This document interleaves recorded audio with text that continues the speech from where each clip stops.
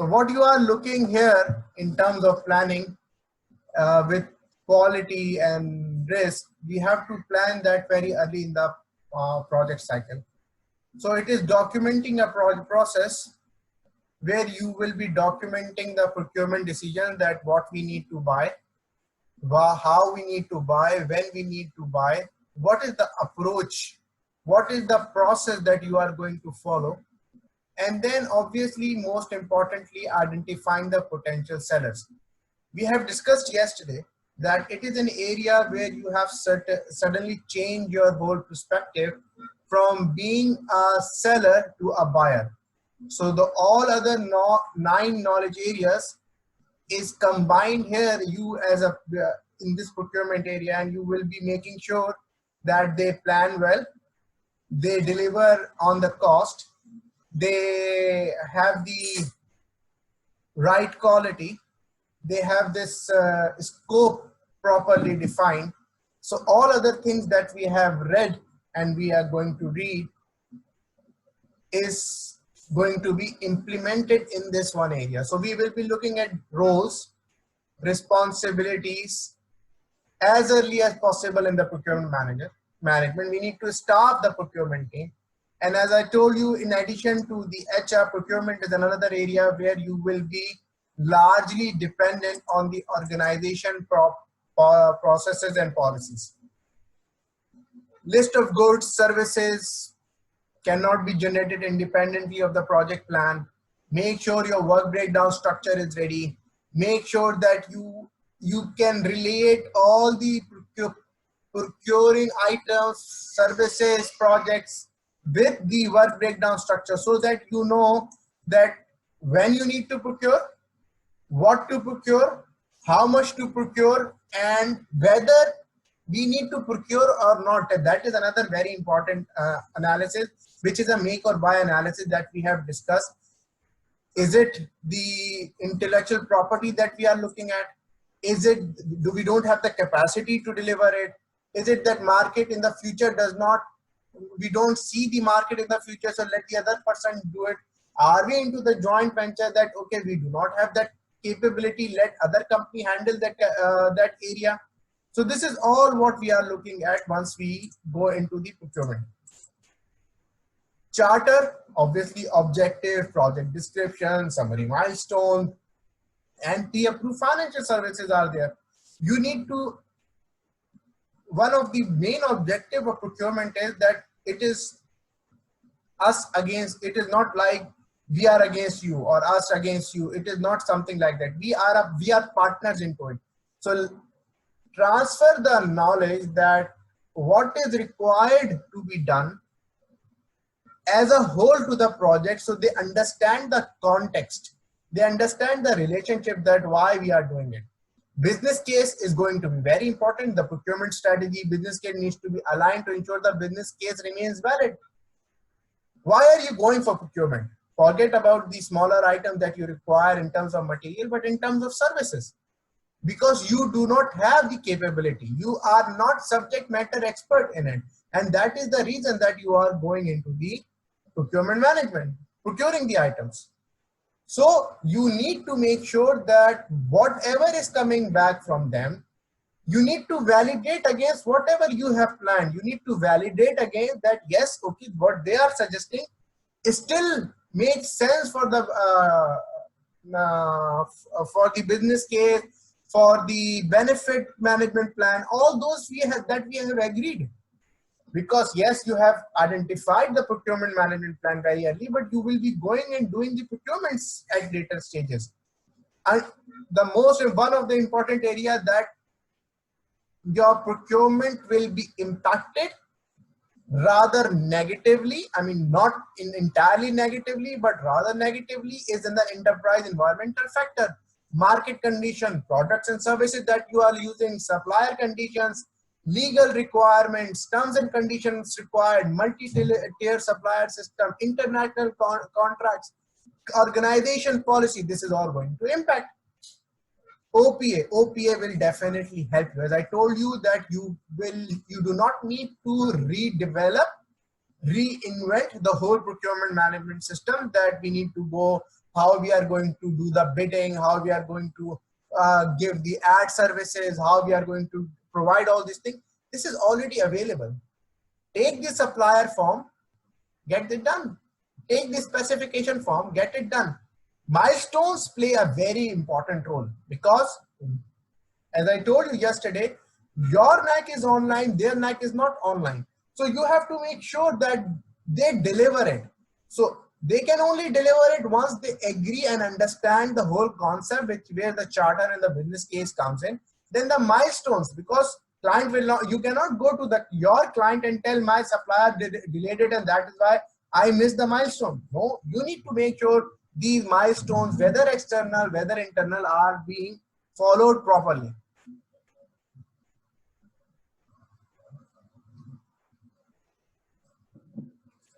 Quality management plan. They need to deliver the quality that you have agreed. Scope management plan. Work breakdown structure is going to impact it because they will be telling you the cost, time, deliverable that you need to identify. Requirement documentation. Obviously something you have captured and something they might also capture for you once they start working on. So they play a vital role in procurement processes, milestones, quality management plan, scope management plan, and requirement management. Another important document is scope baseline. And most importantly, do not forget the risk. Most riskier part of your project life cycle. You are not in control of them. So they will be delivering on your behalf. They can delay, they can be delayed. Their quality could not be good. They could make mistake in understanding the concept. They do not understand, they might not understand the whole value. So this risk is very important. This risk register will important because it has a cost associated with it. So identify the risk with the related to contractual agreements for transference of the insurances, transfer of the cost. All this is part of your risk register. And obviously you need to do evaluation. You need to make sure that whatever is happening in the market, you are well aware. That is where market structure comes in. Sole source, or you have only one qualified supplier. So you might get the blackmail. He might exploit you because he is a sole supplier. There is no other supplier, so he might give you the better higher prices. Then you have a single source. The difference between sole source and a single source is that a single source means that you have a preferred supplier. He may be your partner. He may be your JV. He may be your that you have given them a comfortability that whenever we have this kind of a work, we will always deliver with you. And that is why they are your preferred partner. And oligopoly, which is where the state of limited competition in which market is shared by a small number of producers and sellers. How contracts will be selected is a source selection criteria. We have discussed yesterday that we do not want a human bias. We want to remove the human biases from the procurement processes. So you do not want that I do a qualitative assessment of the supplier. My friend who is another buyer, he does a qualitative assessment of the supplier. My another friend who is the buyer, she does a qualitative. So we are not looking at, we are making sure that the system, we build a system which is independent of human biases, which is independent of human moods, which is independent of human emotions. Obviously, we need all these things, but as a principle, we want process-based organization. We want that everything works parallelly, and that is where we created a source selection criteria. Maybe the delivery points, number, the payment procedures, certifications, guarantees, CVs of the employees. Anything can be source selection criteria, something which will make sure that that is the minimum benchmark that all suppliers have to achieve to become part of your project. It will make sure that yes, you have the quality supplier list, and then obviously you go into the bidding and supplying and you finalize this process. Teaming agreements, contracts can also be used for positive risk management. I mean, as I told you, we need to consortiums. Yes, I mean, Fahad, you are kind of right that it does not happen, and that is why these these methodologies, these international processes, they are for this. Because if it is your if it is your nature, if you are doing it in your business, then PMI, then CPP, and they don't need to tell you all these things. It means you are not doing it, and that is why they are again and again emphasizing on these things, that we are not able to create a teaming agreements. We are failing to do joint ventures, a joint venture which is a win-win case for all us. So consortiums, parties must be all in agreement with one another, who does what and how the communications will happen. Contracts, we need to do or more organization joint ventures. It is to make sure that the weaknesses that either of the organization has, it is covered. That is one of the most important thing once we go into the teaming agreement. Procurement strategy, as I told you, we need to know what are we going to do. For professional services, buyer services, so we have first thing, delivery methods. For professional services, it is different.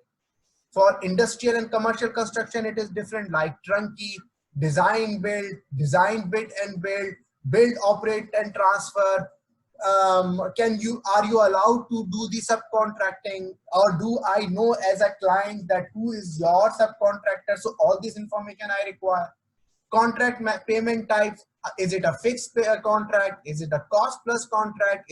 Are there any incentives and awards are part of it? So this is contract payment type. We need to agree that how we are going to do it. And then obviously procurement process. Are we going to do RFIs, RFQs, RFPs, sequencing? Procurement performance indicators are very important. As I told you, as a project manager, we avoid knee-jerk reactions. We do not want ad hoc decisions. We do not want firefighting. And that is the reason we spent a lot of time, 24 out of 49 processes in planning. We want to plan well. We want to make sure that we have the KPIs and indicator and matrices defined, so that we can actually question on quantitative. So I don't like it. You are late. No, this is not what I requested. No, I don't. Why are you doing it? We want to avoid it. We want to look rational. We want to look logical. We want to make sure that we have an agreement. You and I have an agreement. This agreement needs to be fulfilled, so that we can have a qualitative criteria for moving from phase to phase, monitor and evaluation plan for tracking process, and process of knowledge transfer. That is one of the very important areas that you need to make sure that you identify clearly in terms of that how the knowledge transfer will happen, at what stage, whether it will happen or not. IPs, intellectual property, something that you will be looking at. Procurement strategy, this is procurement strategy. Outputs, I need a plan. I need to know what are we going to buy. I need to know stakeholder roles and registers. I need to know legal jurisdiction. I need to know pre-qualified sellers. I need to know timetable of procurement deliverables. I need to know what is the procurement matrix. I need to know what is how the procurement coordination will happen on the project. This is all we need to plan. Why we need to plan? We are on a project where people are coming and going. We are working on a project which requires multiple buyers at different time, at different time phases on the project. And this is where we will make sure that we have everything defined as part of the process. Very important, please understand this plan, scope management plan, cost management plan, schedule management plan, risk management. This is the guidance, and this is a guidance document, and the focus is your team. This is not something for the client. You will have templates identified. You will have, I mean, this is based on agreement that you have with the client, but this document governs yourself. This document governs your team. This document governs and guide how we have to behave as an organization, as a team, as a project organization. Same is the situation here with the project management plan, procurement management plan. Bid documents, they need to seek, they are used to seek the responses. They should be structured to facilitate. They should have accurate and complete response. Every evaluation of the bid should be identified. Rigorous enough to ensure consistent, flexible enough to allow consideration of seller suggestion. I mean, the reason you are going out in most of the cases are you are not subject matter expert. Yes, maybe sometimes you have a capacity issue, but most of the time, you being in construction, you can say, we don't do windows and doors. We don't do aluminum work, which is fine. That is your decision because you have a partner who is actually doing a very good job. You would like to keep that knowledge with him, and then you, so that you can keep on moving.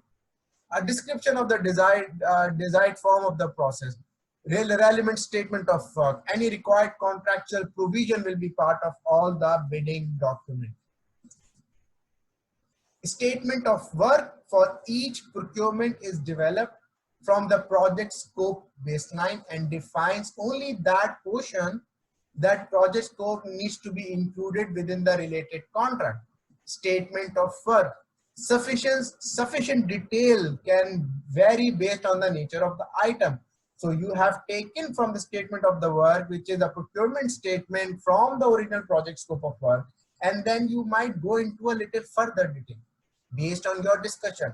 Remember, once we started our projects, we initiated the discussion, and based on the discussion, you might come up with the additional requirement, additional details, and that is the same thing that will happen here. So sufficient detail can vary based on the nature of the item that needs to be bought, or you need to create an expected contract form from it. The procurement statement of work should be clear, complete, and concise, the way you want your business case and your project charter to be. You want your project benefit management plan.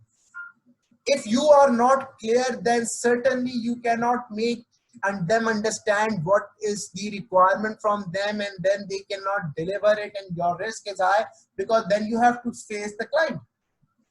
So this is all very important in terms of it. It should include description of any collateral services required. It should include the performance reporting. It should include the post-project operational support of the procurement item. So this is all that is part of the procurement statement of work, which is very important. You identify what needs to be provided, definition of schedule for initial submission, planning. All this should be statement of work that you are looking at. Stability of knowledge transfer. So this is once you are talking about all the things, source selection criteria, capabilities. Yes, it should be. It should be. I mean, definitely, James, for the configuration management information. You may also agree on the PIM, project management information that they may use. You may also agree the project management processes that they have to follow. I mean, this is all you have this agreement. So once you are talking of the source selection criteria, that is again day 3. That is the difference between change management and configuration management. So specification control.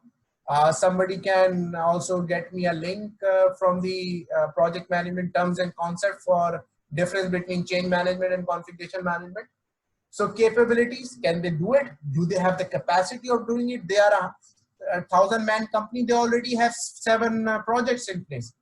Product cost, delivery days, technical expertise, specific relevant experience, financial stability, key staff qualifications, and management experience. This is some of the source selection criteria. You may make many. Internal projects may include the local content requirement. You may say that you need to transfer the knowledge, or you need to create the manufacturing unit in our company, in our country. You may say 60% of the all resources will be our. You may say that no, it is required that all the management staff. Okay, it is okay that you have the management contract, but all the working staff or the workers, blue collar, will be our locals. So you need to agree based on your project and based on our organization. Project manager needs to be part of it.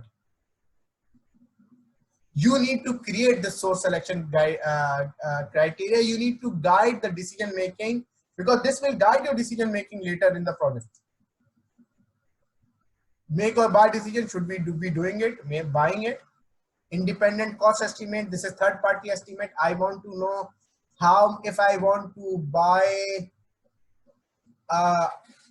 hardware, specific hardware, how much it is going to cost me.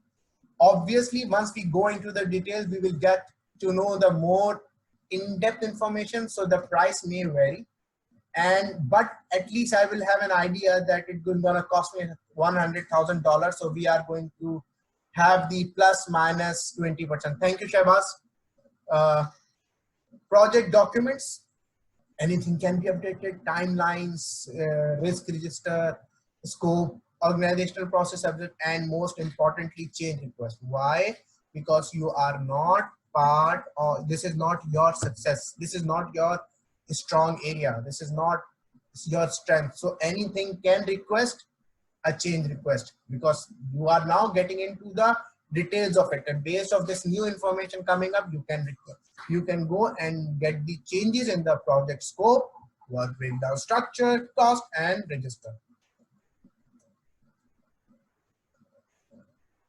The second, conduct procurement. Now we plan the procurement. In the execution part, this is where we are going to conduct the procurement. Perform periodically throughout the project as needed. It establishes the agreement, including the formal contract. So think of it as a black box for you in the work breakdown structure. I mean, for technical purpose, you need to make sure that you are at the top of, on the top of your procurement. But for a black, and in the work breakdown structure, you will not identify the activities, the resources, because you will say this work breakdown structure has been assigned or given to Mr. Mudassir, and his company is actually working on it. So this is kind of a technical block. So the actual process of contracting begins here. You have planned everything. You have the statement of you know what you need to buy. You know when you need to buy. You have already a third party estimate. You are sitting in the estimation planning your call. So, yeah, see, I need to buy this pump. It needs to pump the water 7 stories.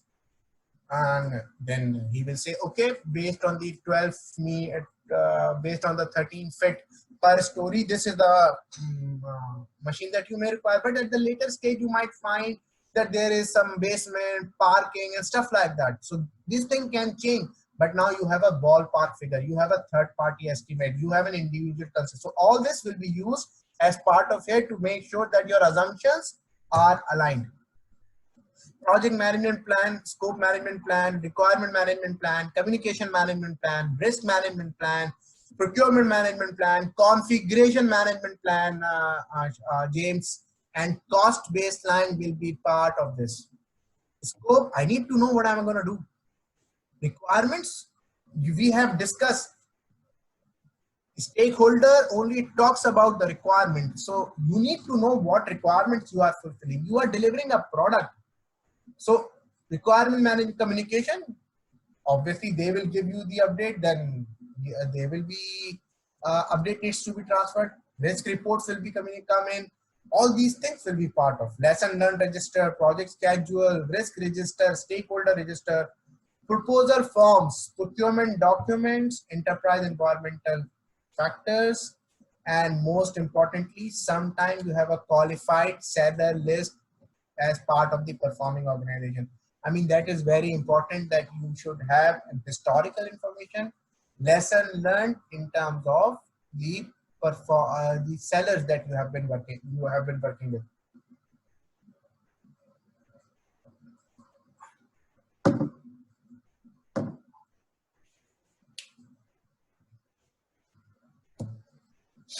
Seller proposal. They describe the seller's ability and willingness to provide the requested product. Qualified seller list is very important. They are those sellers who are asked to submit a proposal. You cannot go and ask for everybody. You need to have the, remember the source selection criteria, that is one thing. And the other thing, you might have a prior history lesson learned. A short list of qualified sellers can be established based on the preliminary proposal. Based on the historical results, a more detailed evaluation can be then conducted based on the. So at that time, I want to know any company who is doing the windows and aluminum work. I selected, and then I checked their work done, their portfolios and everything. And then I said, okay, let's call these three companies um, for the work or for the delivery. So this is your qualified, pre-qualification, qualification of the supplier. This is very important. You should not be giving it to every other supplier, because that is very risky. Your repo, your brand, your project is at stake here. Bid documents, procurement statement of work, independent cost estimate, and source selection criteria. These needs to be very well written. They should be used in reaching the legal agreement. And I'm sure by now you must have, yesterday as I told you about the contract, all these things. It has a contract, the difference between contract and agreement, difference between charter and agreement, and difference between how the different types of the procurement contract that we can do. Can somebody also share non-disclosure agreements can also be part of the contract documents, which is absolutely perfect. Can somebody also share the contract link from the project terms and concepts? Advertising. Do I need to show how to advertise work? So obviously you are going to, so this is a big project. I mean, we have so many things to do. It is, we are talking a big project so that we can individually see the every independent process. But this all can be combined in a small project also. I mean, you will, as I told you, you need to identify what kind of a depth of project management processes, policies, and templates you are using. So you will be looking at in terms of breadth and the depth that you have. We move forward. Bidder conferences, meeting between the buyers and sellers, ensures bidder have the clear and common understanding. You issued a RFP and you requested a bid. One bid is 1.2 million, other bid is 7.8 million. What will you do? The first thing should be that you need to understand the reason for this difference. You should not just immediately go into the lower prices. You need to understand the specification and the difference. And once you agree that the specification and on a technical basis they are same, then actually you can move into the financials. Mac, I do not understand what you are actually mentioning. Sorry, James. Weighted scores, yes, this is very, very important. Technical documentation, financial proposal, all this will play a very important role in terms of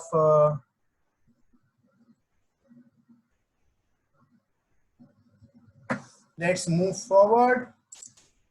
Selected seller, that is an output. Now you need to sign the contract. Proposal, evaluation criteria, organization policies. Now you are selecting who will be judged, who will do the work for you. This is where what you are doing it. Those have been judged to be competitive range based on outcome and proposal and bid evaluation. You are selecting a supplier. Cost of an item may not reflect the true cost of the performing organization.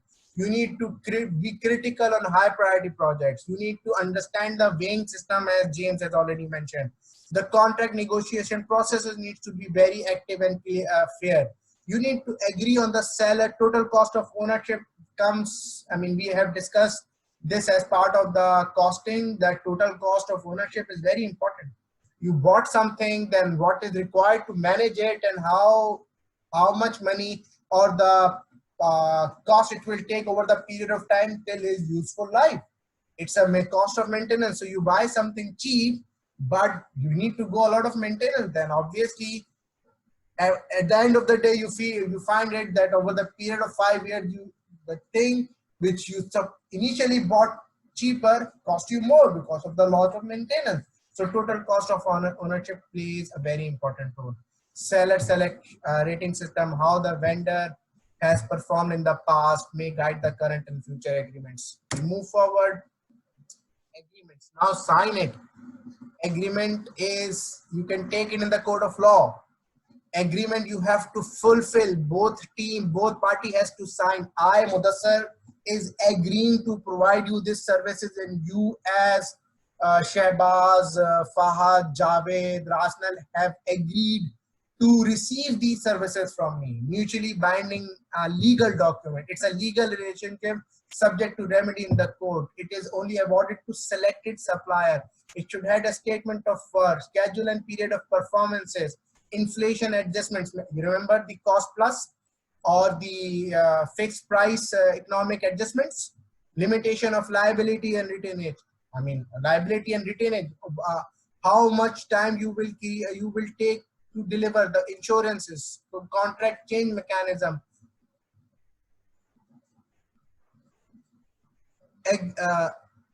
Agreement is a legal binding. Let us check there. The changes should follow. Yes. And let's go to the, select the contract one. Changes will follow. Changes will happen. Change is the only constant thing. So be ready for the change. What we have to make sure that we do not miss the change. We do not mismanage the change.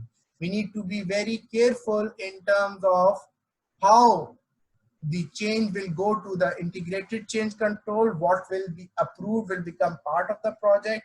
What will not be approved will not become part of the project. We need to avoid scope creep and gold plating, and that is on both sides, whether you are a supplier, whether you are a seller or you are a buyer. As a buyer, you should not be talking about scope creep. You should not be pushing your service provider to the wall that, okay, please give me that. As a supplier, you should not be expecting the same behavior. And also it is very important that we do not go for the gold plating. So this is where we conclude our this half an hour session. We'll take the 5 minutes break and we'll come back. And in the meantime, Shehbaz, let us check this this comment of yours. Of this area is a controlled procurement. That why? Now it is where performance is going to come in. It is where you are going to receive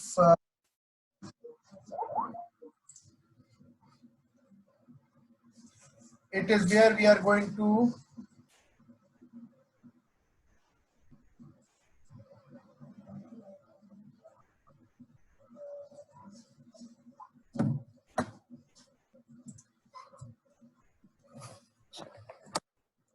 okay, so in this part of Fahad is having a problem. Let me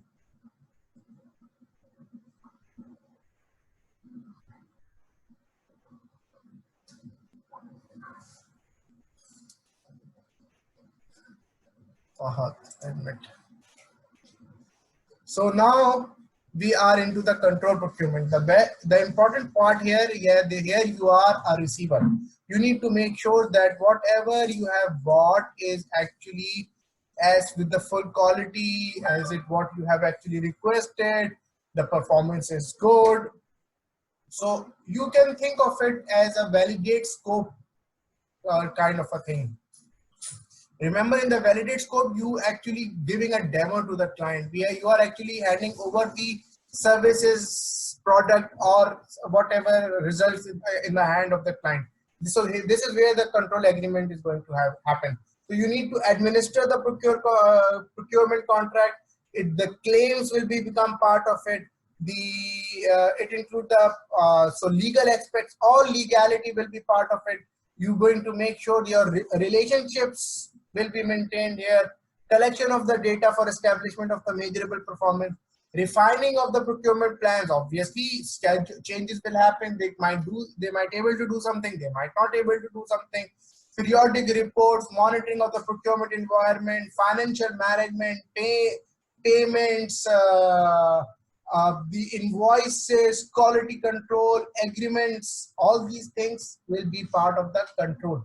Here you are only sitting as the validate scope, making sure that everything is being done properly. And as I said, all other 9 knowledge areas in this one knowledge area. You need to make sure that planning is happening perfectly fine. You need to make sure they don't overgo on the cost, because they might go, if they use the more, if their actual cost is more than what you have actually agreed within a contract, you are not legally bounded to pay them, because if it's a fixed price contract, they will take the payment, but they might compromise on the quality. So this is very important, that you do not think of them as your where you will actually save the money. They are your partners, they are your supporters, they are in the same boat as of yours. They need to deliver the project. Control procurement, seller performance evaluation document. It documents the seller ability to continue the performing work. Project management plan required, requirement management plan, because whatever they will deliver, you will make sure this is as per the requirement you have given. Risk, something could go wrong. Procurement, that is what you have signed. Change management, because they might come back to you that something has changed. Schedule baseline will hit if they are not able to deliver on time. Schedule baseline will hit. Milestones, lesson learned registers, risk register, stakeholder register, they are your registers. Requirement documentation, statement of work, and very, very important, obviously, if that part that you have already outsourced to some company and they have started working on it, and there is, and let's say this is you in source and now you are starting working, changes will come. So what will you do? You will make sure, no, I do it today. So approved change request can only be done. Work performance data, how the progress is happening, costs that you have committed and incurred, are they delivering? Yes, because in the throughout the PMI procurement, they set the agreement as an output from the conduct procurement. Contracts are the types that we are talking about. So the output is an agreement. So once the output is an agreement, which is a contract types are there, the types of the contracts, this is what they call. And then for PMI, agreement is part of it. So agreement is an output from the conduct procurement, and it is an input from the control, because you have to enforce that agreement. You can only question based on that agreement. You can only close the procurement on that agreement. You can only work performance information on that agreement, because if I have committed 50% delivery, then okay, now I have committed 50% delivery. You cannot say, no, I want 75% delivery. No, it cannot happen. So contract change control system, market condition, financial management, procurement policies, all will be impacted as part of the control procurement. You need to make sure that you create a very good record management, very good lesson learned, very good knowledge management, because this will be used for the later part. This will be used once you require this supplier again in the future. Claims. Actually, the reason I'm asking this question, is because you know PMI people, they play with the words. I mean, they make a question tricky just by using just by making use of some words. For example, if they mention agreement, what would it mean? If they mention contract, how should we take it? That's why I'm just trying to clarify the difference. So agreement is a contract which is a legally bounded contract. So this is what they have said in the terms of agreement. We will look into this in terms of, obviously you are right that PMI is gonna go and make use the agreement and the contracts, but they are largely interchangeable. You will never find in terms of that how specifically for the project management perspective, if there are there are differences which are actually very black and white. So from the perspective where we are looking, this is an interchangeable, and I have seen questions, this is an interchangeable in terms of it, because if you can see, they are said agreements are legally bound contracts. So this is the terminology that they are using. And we can go into the details of some of the questions regarding this after the session today, to make sure if this kind of thing they are doing any differentiation, which I know they are not. Okay. So claim, it is going to happen. Claim happens because of the bad claim could happen because of the bad planning. Claim could happen because we have not put enough time and information and effort in terms of the statement of work. So this is all we have. So your procurement documents, your contract should clearly mention that how the claims will be handled, how the dispute resolution is going to happen. What is the ADR, alternative dispute resolution, if mediation fails? Inspection and audits will happen. All this is very important. Liquidated damages, ADRs, what will be the exit criteria? And here we are going to close the procurement. So now, in terms of there is a little bit confusion. PMI book 6 clearly mentioned that closed procurement is part of the control procurement, and control procurement is part of the monitoring and controlling. But in terms, if you read the process groups, closed procurement comes as the part of the closing process group. So we need to understand that it is part of the control procurement that we are doing when we are administrating the procurement, administrating the contract. We need to close it, but closing is basically part of the closing process group, because this is where the formal approval of the requirement is going to happen. You are going to approve the deliverables. You are going to unresolved claim may be adjustment, may be subject to arbitration or litigations. So verification of the supplier work, close project. This closed procurement is going to support the closed project work. There is also a block, somebody can put a link here, difference between administrative closure and a procurement closure.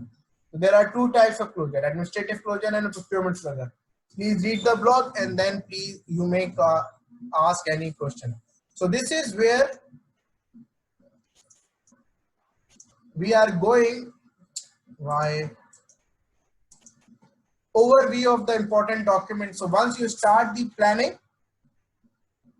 you need to know how the procurement will work, timetable, procurement matrix, responsibilities, legal documentation, information, then procurement strategy, procurement delivery method. Remember the delivery methods: boot, build, operate, transfer, build, transfer, design and build, types of agreement, fixed price, cost plus price, cost plus, or the time and labor, and procurement phases, RFI, RFP, RFQ, all this process. Then you need to do the statement of work. That is one of the most important areas that you should be looking at, because it has every item in it. What you are going to procure, qualities, services required, methods and criteria, period of placement of performance, currency, payment schedules, and warranty, and obviously then you are talking about the bidding. So these are the review of the important document that you have in the procurement procurement management. This is also defined. This is also defined as part of it, that we have two things, two cycles in the. Thank you, Fahad. And if you check the knowledge area procurement management, you will find that this is the concept that we have. I tried to explain that we have two parts. Once, contract signing, that is the part of the planning. After the contract signing, we are talking bidder conferences, evaluation criteria, rating matrix, proposals. So this is one process. Once this is done, Then there is another process. Then now you are initiating a contract. You are administrating the contract, project plan execution, performance reviewing, contract payment, quality control, change control. Now this is all project plan execution means they are working. They are not delivering the, once they are delivering, you need to take the, you need to make the payments, you need to make sure that the quality is as per what you have requested and agreed. Remember, quality is not something from space. Quality is a conformance of the requirements. So you have to make sure you have those quality requirements built inbuilt as part of your scope. Then you have a change control and obviously contract closure. This is where we conclude our project plan procurement management. Scope of work, SLA, letter of intent, privity, RFP, RFQ, fixed price contracts, cost plus fees, contract origination, contract incentives, source selection criteria, so many definitions. You should take that up. All projects are and initiatives are because of stakeholders, and we are here because of them, so that we need to actually respect their requirements, their commitments, their that is why it is always said that they are like the customer or client is always right. Okay, so so we have to make sure that, I mean, the project that we take very seriously, the project that we are the project that is very close to our heart. We don't want it to hit the buffers. We don't want some influencer, a powerful manager put our stop to it. So we have to be very careful. We have to identify it. So we need to mention earlier who are the stakeholders, what they want, how they are used. So we need to build a rapport. We need to build a trust. We need to make sure that they start supporting us. Okay. Stakeholder can be individual, group, organization, impact. Stakeholders are anybody who can impact or can be impacted by the project. So the end user is a stakeholder. Director could be a stakeholder. Project management is about knowing your audience and then managing their interests and explanation and expectation. It is an understanding of your stakeholder. It is an ability to identify the people and group an organization that could impact or be impacted by the project, to analyze stakeholder expectations and their impact on the project, and to develop appropriate management strategies.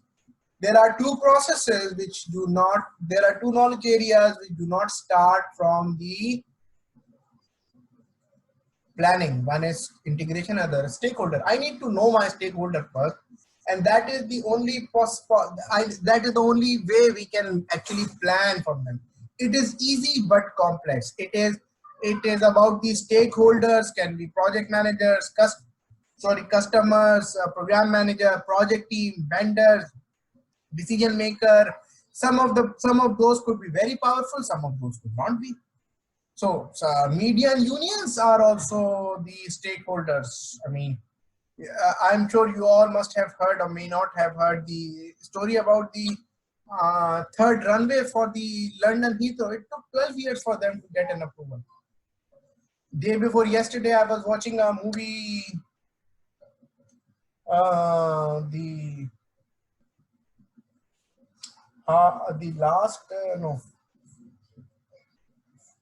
that is about the World War II, Winston Churchill.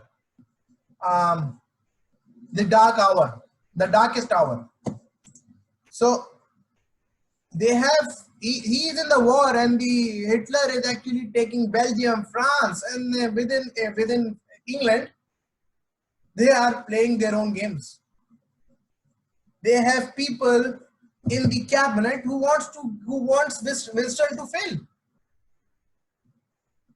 because it could happen that, I mean, it usually happens in all the wars and all the conflicts, that the people who are at power and the money, they survive. I'm not sure if you have also seen the another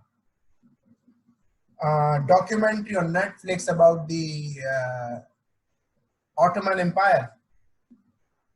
Even the time when the Constantine was in, the Muslims were in power struggle or in the fight with the Roman Empire, there were people in the Muslims, those who does not want who did not want that fight. Okay, so they are stakeholders. They are stakeholders which are hidden. They have their own personal agenda. So in this area, we are actually looking for the personal agendas. We are making sure that we are well aware, we are properly guided from all the areas, so that we do not wake up one morning and fight something unplanned or something we were not expecting.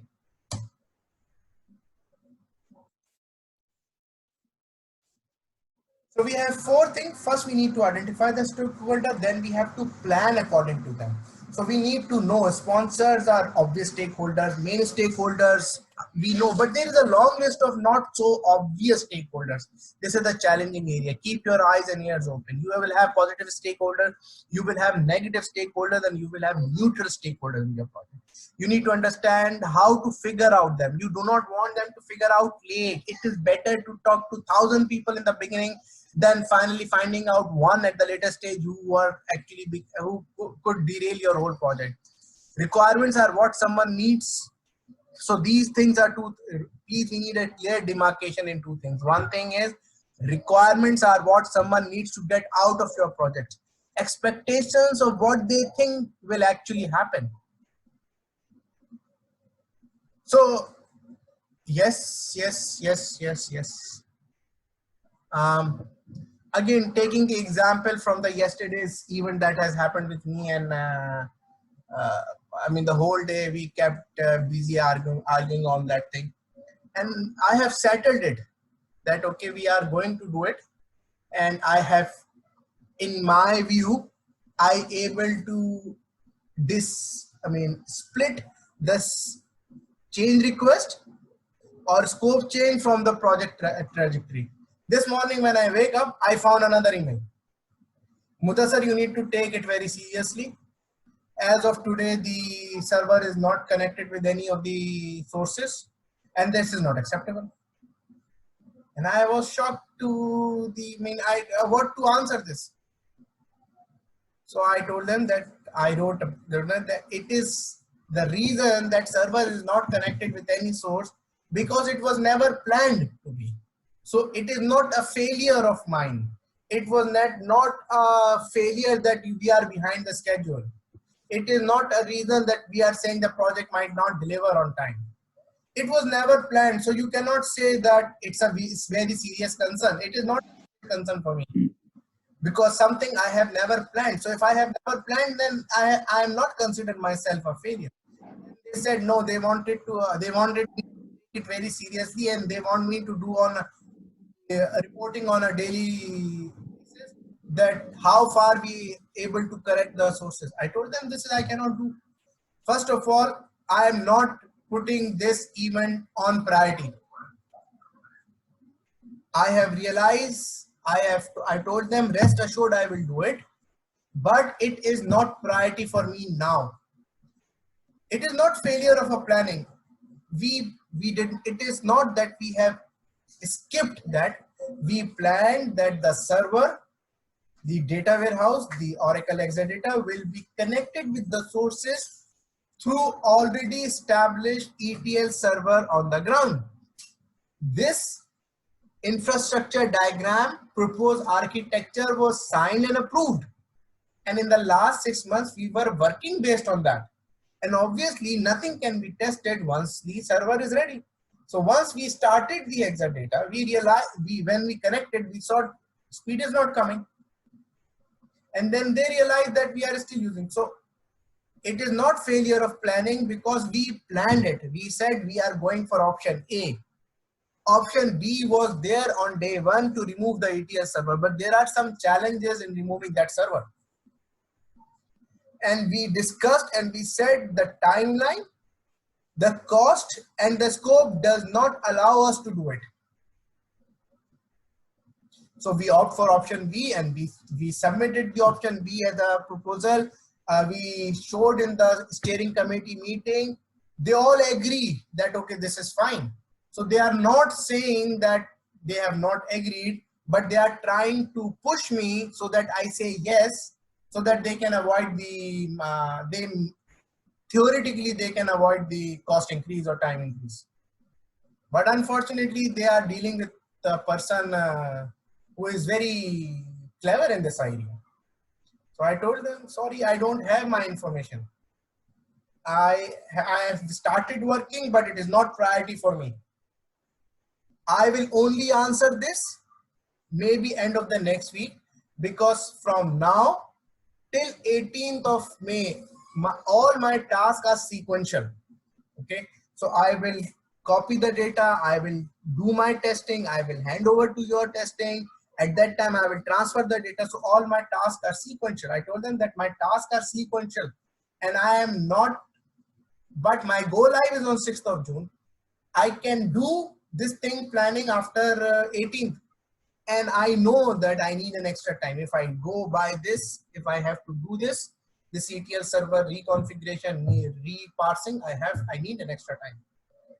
And that is something they want to avoid, something I cannot give them the authority, the access, offer to avoid. So there are things that will happen. It is about the stakeholder expectation. It is about negotiation and communication. It is about addressing their concerns and issues. It is about their change requests and issues that will be coming up. I mean, for last 6 months, there has not been any change request. There has not been any issue on the project. It was like it is going, we are on a vacation mode. Everything is going just in the way we wanted from the day one. So communication is a tool for listening about the stakeholder, understanding their concerns, interpersonal skills, cultural awareness, negotiation, ground rules, status update. That is all with these stakeholders. It is essential for planning and for communication to identify the project stakeholder as early as possible in the project. Things can get ugly quickly when the project manager realizes that she may have overlooked any of the stakeholders who need to contribute the project, and they are very powerful.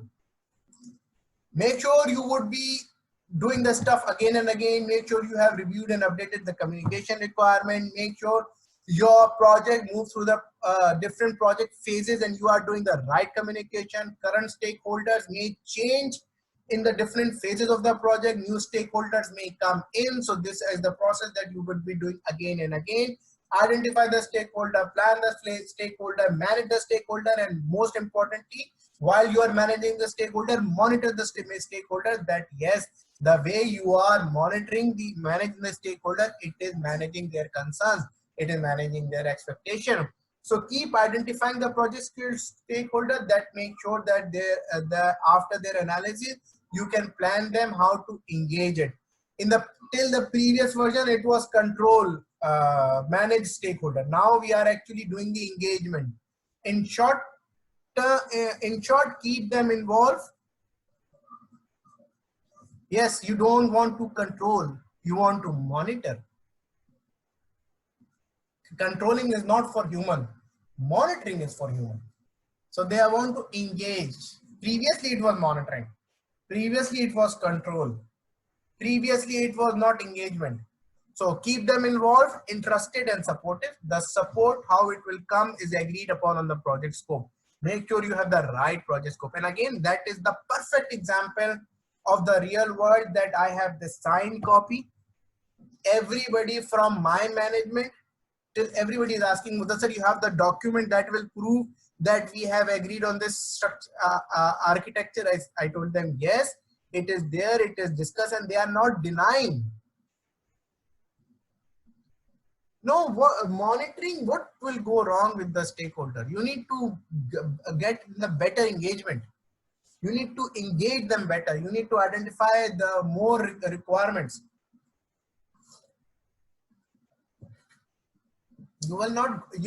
We cannot control the stakeholder. They are not our slaves. We can engage them better. We move forward. Stakeholder management is about impact or impacted by. It is about positive or negative influence. It is about how the effect stakeholders can affect you and can be infected. You need to identify them. You need to prioritize them. You need to engage them. You cannot deliver all your requirements. You cannot mitigate all your risk, and you cannot make everybody happy. And ice cream does not keep everybody happy. Key to success is a communication, communication, and communication. Key to success is engagement, engagement, engagement. Key to success is stakeholder satisfaction. How they will be satisfied needs to be identified. Academic research and analysis of high profile project disaster highlight the importance of the structured approach to the identification, prioritization, and engagement of stakeholders. To increase the chances of success, the process of stakeholder identification and engagement should commence as soon as possible, and that you could see from the stakeholder starts. Identify stakeholders, involve your team members in stakeholder management, and review how they are doing in terms of stakeholder, how they are actually treating the stakeholders. Understand their needs, understand their expectations, and obviously this diagram is clear in terms of your answer is the project management team stakeholder or not.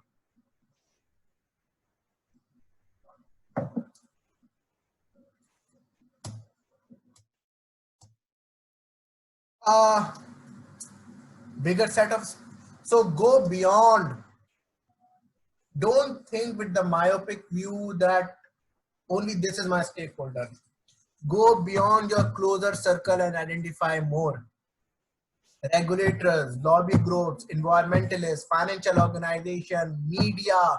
If you overlook the people who should be involved in your project, you are likely to have some people who aren't very happy with you, and that's a tough situation to overcome. Consult and co-create with the stakeholder. That is what Agile is. Value of positive, high level of active support from stakeholder, particularly powerful stakeholders, will help you positively engage the software, the system. And again, taking the example that what we have been doing, every one of us, when we saw this email this morning, we were thinking, how can this person send an email? He is not like that. I told them he is not like that. But he is working in an organization where his director is like that. He wants to show him that he is in control and he can play around everybody. So don't blame him. He is under pressure, because based off my yesterday's email, they wanted to put it more pressure on me on the project, that no, it is your oversight, which we are saying it is not an oversight. It is a, it is a decision that we have to think about. So negative stakeholder means cost. They can derail your project. They can come up with the new requirements at the end of the project. So if you do them properly, financial losses can happen. Yes, Shehbaz? For example, if we have multiple suppliers, so all of those suppliers will be considered as one stakeholder, or every supplier is a stakeholder? Every stakeholder is independent stakeholder. It's a type of the stakeholder supplier, but supplier is a supplier. For example, if managers are stakeholders, so we'll mention names of each and every manager. Yes. Okay. We need to tailor. Now, this diagram is very, very important. People who have high influence and high interest. So you are working for implementation of financial resources, financial system. Take an example. So you have a very high influence HR director, but he is not interested. So you need to keep them satisfied, because at any time he can become he's a sleeping giant. High influence, low interest is a sleeping giant. A person who wakes up and can destroy everything. So make them satisfied, keep them informed and concerned. Work together, people who are high influence, directors, CFOs, managers, and high interest. People who have low influence but high interest, they can be very good for your partnerships. Okay, don't show them the attitudes.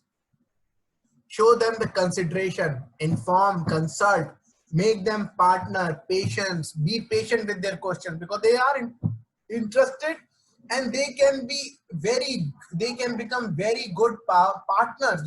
The objective of this whole system is to search for partners. And obviously people who have no interest and no influence, if they can just see that something is happening within an organization, they can be educated, they can remain educated. So number of stakeholders and the culture will impact the diversity. More network means more requirement of communication. Risk of communication can go wrong if your stakeholder relationships are different. And of the communication technology, we should look in the social media that is going to happen. Move forward. This is Scrum team. This is now become very important for the first time. So we have a Scrum master, which is a project manager. We have a product owner, a person who owns the product backlog, a person who actually only discussing with the business owner, a person who is responsible that what the team is going to do, a person who will be giving the final demo to the business person. A product owner is a person from the project, from the business team, and he is part of your team.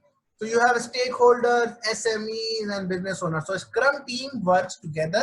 They make sure that the stakeholder participation remains very high. And that is why product owner is there. That is why you will have, if you study the Agile and Scrum, you will realize that there are something which is called information radiators. A Kanban board is an information radiator. You do not hide everything. It is there on the board. Everybody can see. You tell them that what the problems are. There is one more diagram that they create is I think it is called dinosaur. Okay. So dinosaur is, it has three things. Something which is in the front, it means they are still in the process. Something is in his stomach, is they are in progress. And if there are things which are at the back, it means they are in the, they are problematic. So they create information radiators. We want to co-create the process. They want to minimize the impact of hiding. So there is a transparency is the of highest priority when it comes to Agile team. What is this SME in the previous Subject diagram? matter experts, somebody you might need to take feedback on. Okay, and what's the role of the business owner, product owner, and Scrum Master? Both of them, they are responding or they are yes, I mean, reporting to business owner. Will be connected with both of them. But for the all the functional things, some subject product owner is responsible for the product backlog, product planning, what should be the specifications. And this is everything. But obviously, project manager is a project manager who remains in communication with everybody. So, okay. Business owner, actual business representative is a product owner. Okay, and stakeholders mentioned there are external stakeholders. They are not internal. No, they are stakeholders. Can be external, can be internal. We are only saying related to Scrum team. There are many stakeholders. One thing is called Scrum team, a project team. Scrum and Sprint can be used interchangeably. No, Scrum is like an Agile. Sprint is also an Agile. Scrum is a Agile methodology of delivering a project. Okay, and Sprint is timeline within, which is within Scrum. Sprint is a timeline. There is nothing called within Scrum. So Agile and Scrum, they can be used interchangeably. Largely, it is happening like this. Okay. Technically, Scrum is a methodology of Agile. So these are the key tools and techniques you will be talking about. See, most of this is interpersonal. Listening, communication, conflict management, cultural awareness, leadership, negotiations, benchmarking, brainstorming, questionnaires, surveys, why this, what stakeholder is at what level, stakeholder engagement metrics and everything. We will look into it, and then expert judgment and ground tools. Obviously, how you are going to deal with the stakeholder. Identify your stakeholder. Know your stakeholder. First stakeholder in the the project chart. I have a question. Maybe you might have answered it long time back, but my question is related to numbering of the processes. Numbering starts from 4.1. Why it starts from 4.1? Why not from 1.1 or 2. 1 is the chapter 1, 4 is the chapter 4. No, the numbering of the process. Is the chapter 4, it's a chapter wise numbering. So integration is chapter 4. Yes, integration is chapter 4. That is why it has nothing to do with 4. It is not integration is 4.1. It's a chapter which is 4.1. Okay. First time in the project, either prior to or the same time, or this identify stakeholder starts either prior or even at the same time of project charter. In the project charter, you come to know about the so we have only 10 minutes left. So sponsors and the important managers. This is another very important thing you need to understand is the S curve. You know, you have seen the S curve. So you will Yes. the points in execution where there is more and less of the stakeholders, because once you are in execution you will have more stakeholders. Once you are in the closing you have less stakeholders. In the beginning you have less stakeholders. It is critical for project success to identify the stakeholder as early as possible in the project life cycle so that you can identify their level of interest, what are their expectations of the project, how important they are, and most importantly, what kind of an influence they can have on the project. Because if you know their level of interest, their expectation, importance, and influence, then you can expect based on their high level of interest and high influence and high importance, you can address their needs, requirement, and expectation. You need to build the strategy for each stakeholder. You need to do this again and again. It is not that I said, okay, today I'm going to deal Shehbaz in that way. Maybe what I am dealing Shehbaz is becoming a challenge in terms of a negative stakeholder. We have a problem. So keep monitoring that what is happening. So you will be coming back again and again in this area. Who are affected? Who can exert influence? Good. Who can, and you know, the Zoom sessions, if you see from the person who is actually running the message, so the last person who speaks comes at the top. So you don't want to spend hours and hours meeting with stakeholder, and that is why Rasnal keeps quiet. His name is right outside there, Rasnal Ali, who have little power over and little influence. So what we are looking at is we cannot ignore the stakeholders with little power and little influence because you simply manage them differently. You would like to the CIO and primary customers, project customers. In the first iteration, identify the stakeholder processes, the business case, and charter will help you identify who are the real stakeholders who will be impacted or who has initially initiated or who are going to be finally approves the project. So agreement will give you heads up on the number of stakeholders which you might need to manage technically and not directly part of your team like suppliers. You need to look around, talk to people, find your stakeholders, sponsors, consultants, third parties, product user, employees, those who are affected, those who are not affected. Identification is critical for the project success. Make sure that you understand them, make sure you understand their level of interest, make sure that you understand their individual expectations, their importance, and all the. So you need to go breadth in terms of breadth of potential stakeholders. Then at some level you need to go with some of the stakeholders in the depth. You cannot make everybody happy. So we move forward. Tools and technique, their interests, their right, their ownership, their knowledge, and their contribution. Stakeholder analysis is a critical tool. You need to meet a lot of people and there should be a chain effect. Every meeting or interview, you should get some more names. You should come up with a communication plan. You should come up with a strategy to make sure that they remain engaged.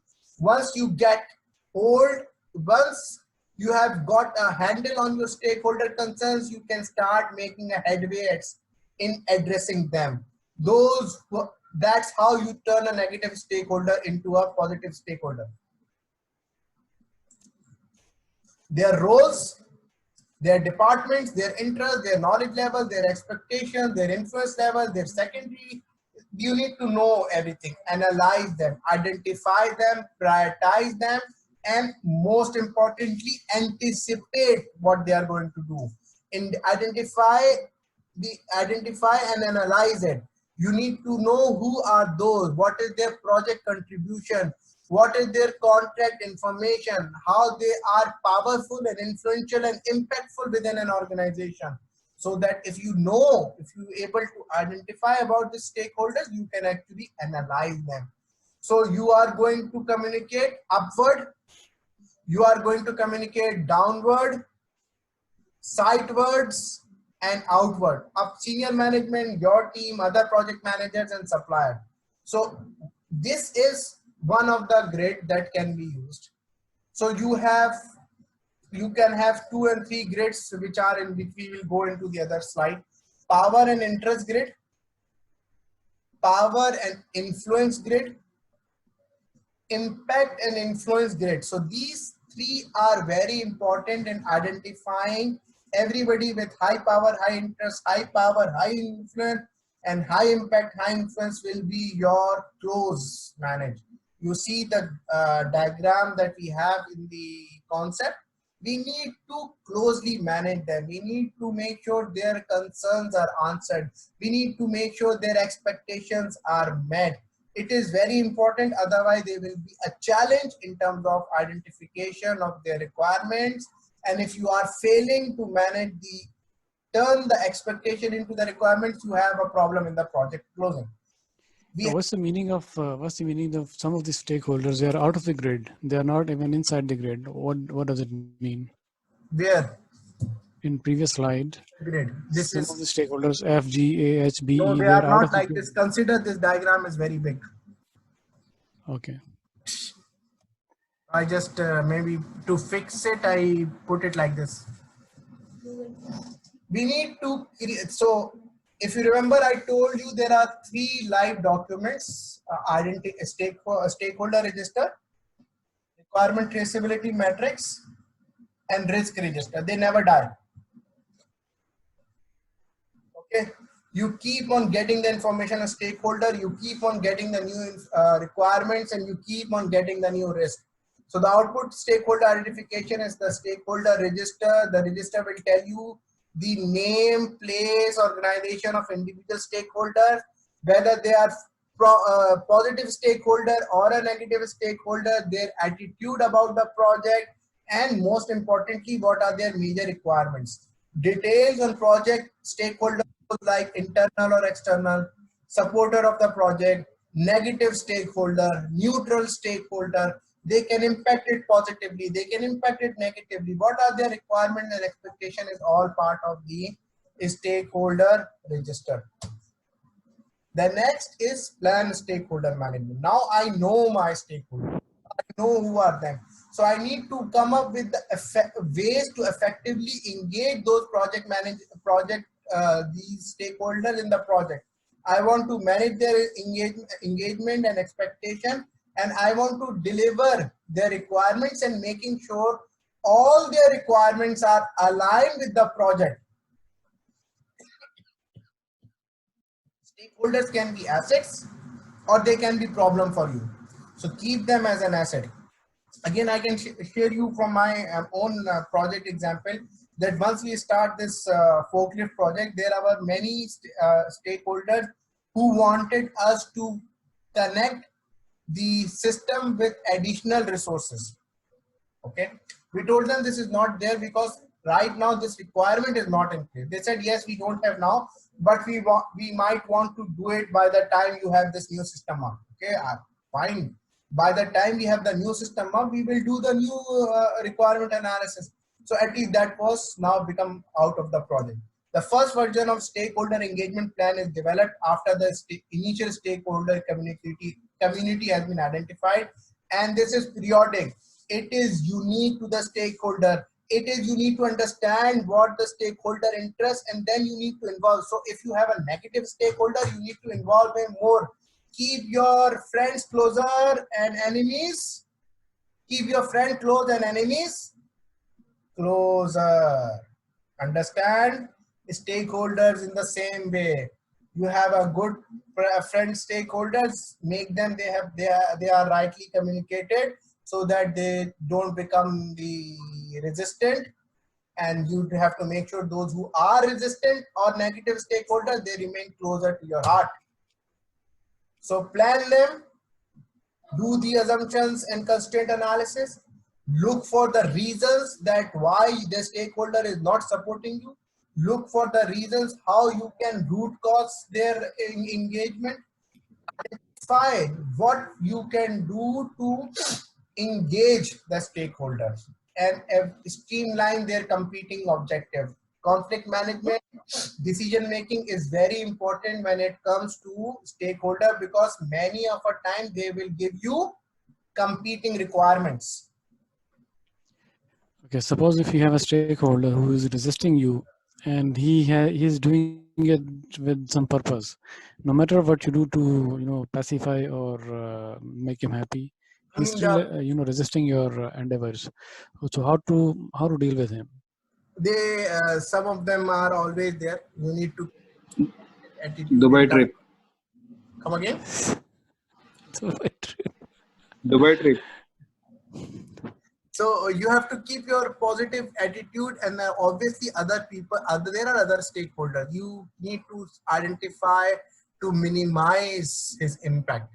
You need to see who are the other stakeholders who can be as powerful as control him, who can be as influential to him, and so that you can actually minimize his negative impact. And I don't want to give an example again from him, but I have one stakeholder who is absolute negative. He is absolute, always testing my patience. But I have engaged some of the other stakeholders as powerful as him to actually neutralize his negative impact. So stakeholder engagement plan, type of communication, it will come from communication. Who would communicate? It will come from communication. How to comply, success measure, current engagement level, methods and frequency. So if you remember, communication and stakeholder, they go hand in hand. You cannot split them. Whatever your attitude, if your stakeholder attitude is negative, your communication management plan will be more detailed. You need to understand the strategies that you need to use. Management strategies will play a very vital role in understanding and engaging your stakeholder, because they will tell you what kind of people they are. Scope and impact of scope, time frame, frequencies, all is part of the stakeholder engagement plan. So this is where we conclude our today's session, and hopefully we will be meeting